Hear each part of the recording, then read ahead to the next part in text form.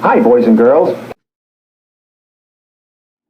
Right in our garage, we have the Subaru Impreza, which has been totally updated for the 2017 model year, and these mods will be carried over for the 2018 model year. In addition to the Subaru, we also drove this 2017 Hyundai Elantra, which is pretty much in the same price bracket. We'll have a link for that coming up at the end of the Subaru video. And I found this to be a very, very nice vehicle, by the way, so you might want to watch that. This is available in a four-door sedan with a trunk in the rear. Instead, we got this, which is sold as a five-door, or to some dealers might market it as a hatchback. And even some reviewers have called it a wagon, but that's a dirty word. Subaru does not want the word wagon used because station wagons don't sell. Only hatchbacks have five doors. In fact, a dirty little secret the car industry doesn't want you to know, most compact SUVs are not really SUVs, they're just station wagons that have had the suspension jacked up an inch to make them look like SUVs. Because, once again, wagons don't sell. Hatchbacks at five doors do. In the case of Subaru, even more, because around 70 to 75% of these Imprezas will be sold as the five-door you see here, the rest sedans. Obviously, the owners like the utility of being able to haul things. Yes, there is a real spare tire under there, thank you. Of course, the second row seating will fold down if you need to haul bigger items. The deluxe models do come with a roof rack for hauling your surfboard or whatever else you want to stick up there. For those complaining that Japanese cars steal jobs from American workers, you don't need to worry about that because this is made by workers in USA, Indiana to be exact. Says so right here. If you like shifting for yourself, there is a manual transmission, a 5-speed to be exact. All of the rest get a CVT automatic. Either transmission is hooked to the Subaru famous flat 4 engine.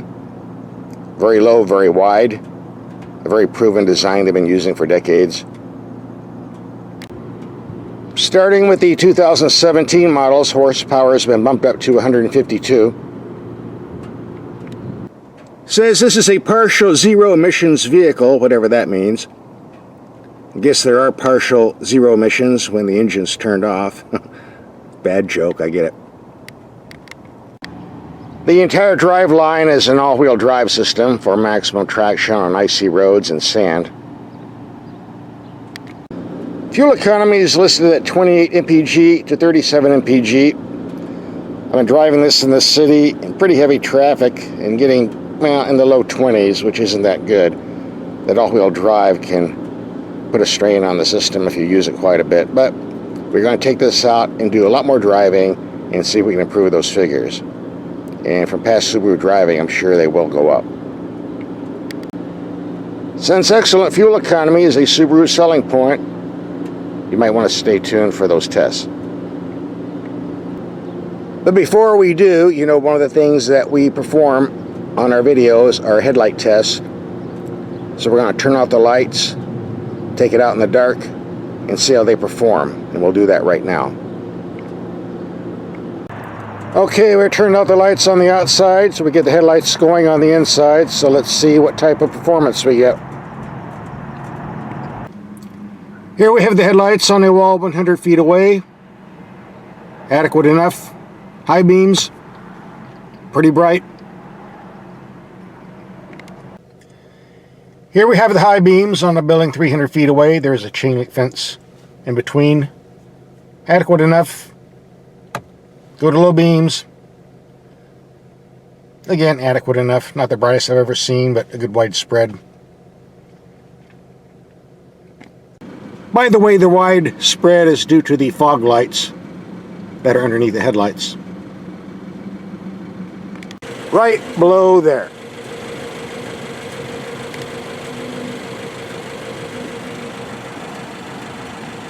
Let's look at the interior. In the second row seating has plenty of room, and there's a lot of height for all you tall people, so you won't be banging your head every time you hit a bump. The cabin is nothing fancy, but the materials and workmanship are definitely above average. No complaints. There's plenty of room in this nice large glove box, but only if you take out this monster-sized owner's manual. It takes up all the room. Not a problem, just stick it in the rear seat pocket. Got that out of the way. I find it rather odd the passenger seat has a rear pocket, but the driver's seat does not. What were they trying to do? Save a couple dollars here? Oh well. The climate controls are about as simple as it gets. 3 knobs: temperature, fan speed, and routing system. Why can't everybody do this? The gauge cluster is a very nice design with lots of useful information on the middle. Lots of buttons on the steering wheel, but they're pretty easy to use and well placed. With some more down below. The deluxe models on the Impreza with the CVT transmission do get paddle shifters on the steering wheel, if you like to shift for yourself. The sun visors can be extended to block out the sun on the side windows. You'd be surprised at the number of cars that don't do this, but I'm glad that Subaru does. The only real complaint I had with the inside is that you don't get satellite radio, and this was not a base car. This was the premium, loaded up with lots of goodies, and all I'm getting is AM/FM. I mean, come on guys, satellite radio is standard equipment on even the cheapest of Korean cars. I'm told the satellite companies give them the radios for free, just to hook people on these subscriptions, but AM/FM on a premium model? Shame, shame, shame. But at least the controls are very easy to use. Just a couple knobs and a few push buttons. So we'll give them credit for that. By the way, no push button start here. The good old-fashioned key in the slot. Love it or hate it, this is what you get. Okay, the talking session is over. Time to do the driving session, so let's get on with it. So let's give it a go. Takes a while to spool up, but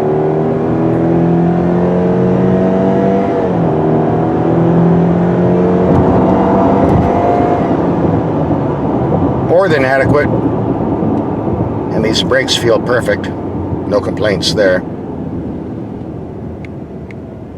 One of the biggest complaints I have on modern cars are these power steering systems that are electric rather than hydraulic, which have no feel or response at all.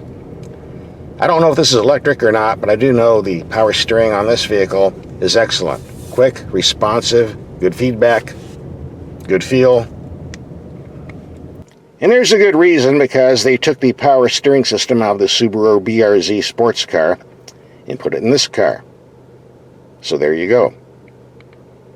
This isn't a sports car, but we'll do the circle jerk anyway to see if we can get some tire squealing. And at least we have that excellent power steering to keep it precise.